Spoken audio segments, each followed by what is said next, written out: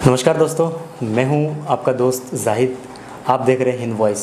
आज हम शाहपुर कमाल विधानसभा के अंदर हैं। यहाँ पे हमारे साथ लोक जनशक्ति पार्टी के प्रदेश महासचिव सुरेंद्र विवेक जी हैं। इनसे कुछ ऐसे सवाल हैं जो मैं इनसे पूछता हूँ। एक चीज़ बताइए कि जिस तरीके से जो मौजूदा गवर्नमेंट है बिहार स्टेट की, तो बड़े बड़े दावे और वादे करती है कि हमने बिहार के लिए बहुत अच्छा कार्य किया है। तो सर आप ये बताइए कि अगर नीतीश कुमार ने काम किया है तो बिहार में पलायन और बाढ़ की समस्या क्यों नहीं ख़त्म हुई? देखिए, विकास हुआ है ये बात नहीं है। रोड, सड़क, बिजली निश्चित रूप से। इतना वक्त लगा है सर? नहीं, वक्त काम करने में वक्त तो लगेगा ही। 15 साल एक लंबा वक्त है, आप इस चीज़ को मानते हैं? जो बीमार था, जो बिहार बीमार राज्य था, उसको स्वस्थ होने में तो वक्त लगेगा ही। क्योंकि बीमारी दूर होने में समय तो लगता ही है। अच्छा, इसलिए विकास हुआ, इसमें कहें तो मत की बात नहीं है। लेकिन जितना विकास होना चाहिए उतना विकास नहीं हुआ है। आज आपने पलायन की चर्चा की है। वास्तव में पलायन रुका नहीं है। पलायन तभी रुकेगा जब बिहार में उद्योग धंधे लगेंगे। तो ये सरकार की काम है ना सर, सरकार करेगी उद्योग वगैरह। और जो यहाँ पे मज़दूर हैं जो बाहर के स्टेट में कमाने के लिए जाते हैं, चाहे वो दिल्ली हो, पंजाब हो, वो चीज़ यहाँ के बिहार की जो मौजूदा गवर्नमेंट वो करेगी ना। 15 साल उन्होंने बिहार पे हुकूमत किया है, अब तक पलायन क्यों नहीं रुका? मेरा ये सवाल है। देखिए, आदरणीय चिराग पासवान जी यही कहते हैं, पलायन को रोकना है जी तो उद्योग धंधे के क्षेत्र में हमको काम करना होगा। और जहाँ तक पलायन की बात है, मजदूरों की बात है, वो कहते हैं इसके लिए एक आयोग बने। जो हमारे मजदूर भाई जो लोग हैं यहाँ से जो पलायन करके मुंबई में काम करते हैं, दिल्ली में काम करते हैं, पंजाब में काम करते हैं, उनका एक लिस्ट बिहार सरकार के पास हो। अर्थात उनका कहना एक आयोग बने और बिहार सरकार की दृष्टि हर एक मजदूर पर हो, ताकि बिहार सरकार किसी एक, अगर पंजाब में किसी एक मजदूर के साथ किसी प्रकार की वहाँ की सरकार या वहाँ के लोग दुर्व्यवहार करते हैं, शोषण करते हैं, तो बिहार सरकार के पास अगर वो डेटा अगर उपलब्ध है तो उसका समाधान अविलंब तुरंत होगा। इसीलिए हमारे राष्ट्रीय अध्यक्ष चिराग पासवान कहते हैं जो इसके लिए स्पेशल एक आयोग बने, जो यहाँ से पलायन हमारे मजदूर भाई लोग करते हैं उनके लिए। अच्छा, आपसे और सवाल है कि बिहार को स्पेशल राज्य का दर्जा अब तक क्यों नहीं मिल पाया? देखिए, ये तो राजनीतिक बात है। विकास हुआ है, मिलना चाहिए, ये तो मैं कहता हूँ स्पेशल राज्य का दर्जा मिलना चाहिए। आप कह रहे हैं कि राजनीति की बात है, तो राजनीति के साथ साथ जो यहाँ के आवाम उसको फ़ायदा भी तो पहुँचना चाहिए। बिल्कुल बिल्कुल, मैं समझता हूँ विशेष राज्य का अगर दर्जा मिल जाता है तो बिहार का काफ़ी विकास होगा, फिर पलायन नहीं होगा यहाँ से। चूँकि इतने उद्योग धंधे यहाँ लग जाएंगे, जो दूसरे राज्य के लोग यहाँ काम करने के लिए आएंगे, यहाँ के लोग बाहर काम करने के लिए नहीं जाएंगे। इसकी आवश्यकता है और इसका समर्थन करते हैं कि बिहार को विशेष राज्य का दर्जा मिलना चाहिए। जी, यहाँ के जो गरीब मजदूर हैं वो भी यही चाहते हैं कि बिहार के अंदर ऐसा हो जिसे हमें दूसरे स्टेट में नहीं जाना पड़े, वो हमारे घर में ही हमें काम मिल जाए। बिल्कुल। इस पर आपकी सरकार काम करेगी? नहीं, वो देखिए, पलायन रुके। देखिए, पहले मैं कह देना चाहता हूँ मैं सरकार में शामिल हूँ जी, लेकिन सरकार का हिस्सा मैं नहीं। अच्छा, चूँकि हमारे कोई प्रतिनिधि सरकार में शामिल नहीं है। अच्छा, कोई मंत्री हमारे पार्टी के नहीं है जो इस मुद्दे को सदन में उठा सकें। अच्छा, या सरकार के जो कैबिनेट की बैठक होती है उसमें राय विचार दे सकें। अच्छा, इसीलिए जो कुछ भी बातें होती है, राष्ट्रीय अध्यक्ष माननीय चिराग पासवान जी, मुख्यमंत्री, बिहार सरकार के मुख्यमंत्री आदरणीय नीतीश कुमार जी को पत्र लिखकर, खत लिखकर मांग करते हैं, सूचना देते हैं, जो गरीबों के हित में, मजदूरों के हित में। आज कोरोना को लेकर जो 10 लाख मजदूर जो हमारे बिहार आए हैं, उनके लिए क्या काम होना चाहिए, उनके रोजगार के लिए क्या व्यवस्था होना चाहिए, ये बराबर चिराग जी मांग करते रहते हैं बिहार सरकार से। अच्छा, आप अभी कोविड-19 के ऊपर आए हैं, तो मैं आपसे एक सवाल है जो पूछना चाहता हूं कि आप मानते हैं कि कोरोना वायरस की वजह से जब लॉकडाउन लगा यहाँ पे, उसमें सरकार जो है गरीब मजदूरों को घर पहुँचाने में नाकाम रही हो, उनको सुविधा पहुँचाने में नाकाम रही हो?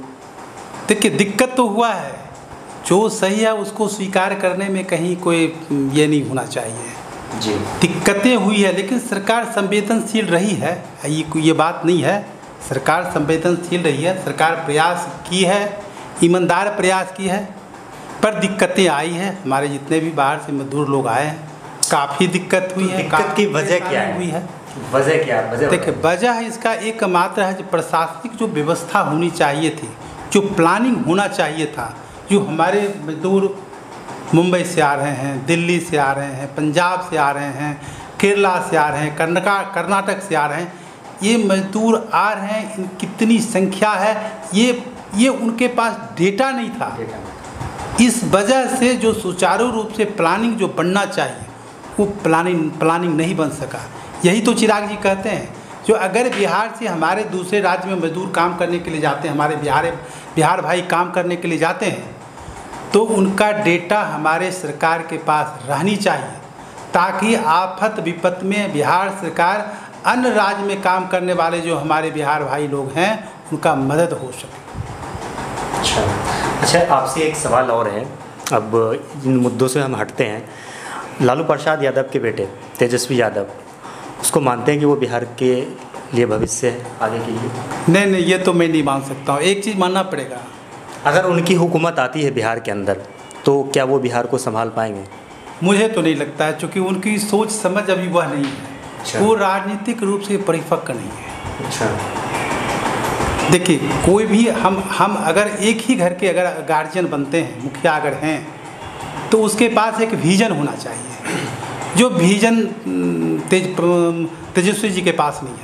अच्छा। और वो अभी बिहार के मुख्यमंत्री बनने लगे। आपको क्या लगता है कि कन्हैया कुमार बिहार चुनाव में अपना असर दिखा पाएंगे? मुझे तो ऐसा कुछ नहीं लगता है। आप लोकसभा में भी देखे होंगे, जो कन्हैया उटपटांग बातों को बोल करके देश विरोधी नारा गा करके चर्चा में अवश्य रहते हैं, पर वह कहीं कोई बिहार के विधानसभा चुनाव में कहीं कोई प्रभावित करने वाले नहीं हैं।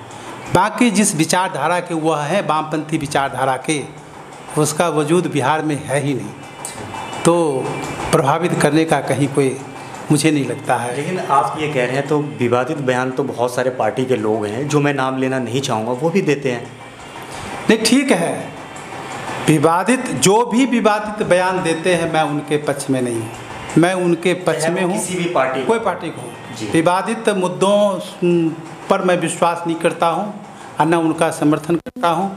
जो समाज के लिए काम करेंगे, जो देश के लिए काम करेंगे, जो राज्य के लिए विकास के लिए काम करेंगे, मेरा विचार उनसे मिलता है। हमारी पार्टी एक लाइन में बिहार के विकास के लिए कृत संकल्पित है। लोक जनशक्ति पार्टी इसी पर काम कर रही है, बिहार के विकास के लिए काम कर रही है, गरीबों के लिए काम कर रही है, आवाम मजदूरों के लिए काम कर रही है। यह एकमात्र पार्टी है जो सर्व समाज की चिंता करने वाली अगर कोई पार्टी है तो वो लोक जनशक्ति पार्टी है। जी। अच्छा, लास्ट सवाल आपसे ये है, क्या दलित वोट बैंक पासवान के साथ जाएगा या किसी और पार्टी के साथ? क्या इसमें कोई संदेह है आपको? क्या नहीं, आप बताइए। इस देश के सबसे बड़े अगर दलित के हिमायती हैं तो लोक जनशक्ति पार्टी के संस्थापक आदरणीय रामविलास पासवान जी हैं। और आज आप सिर्फ पासवान की बात में नहीं कर रहा हूँ, इस देश के जितने भी दलित हैं वो सारे रामविलास पासवान जी के साथ हैं। मैंने आपको क्या कहा, वो सिर्फ दलित की चिंता नहीं करते हैं, वह सर्व समाज के सवर्ण के गरीब हैं उसकी भी वो चिंता करते हैं। और रामविलास पासवान इस देश के नहीं बल्कि अंतर्राष्ट्रीय नेता है दलितों के। ये आपने सबसे अच्छी बात कही है कि सिर्फ एक वर्ग के नहीं, सभी के लिए है ना? बिल्कुल बिल्कुल। मैंने एक लाइन में मैंने कहा, जो मेरी पार्टी सर्व समाज की चिंता करती है, गरीबों की चिंता करती है।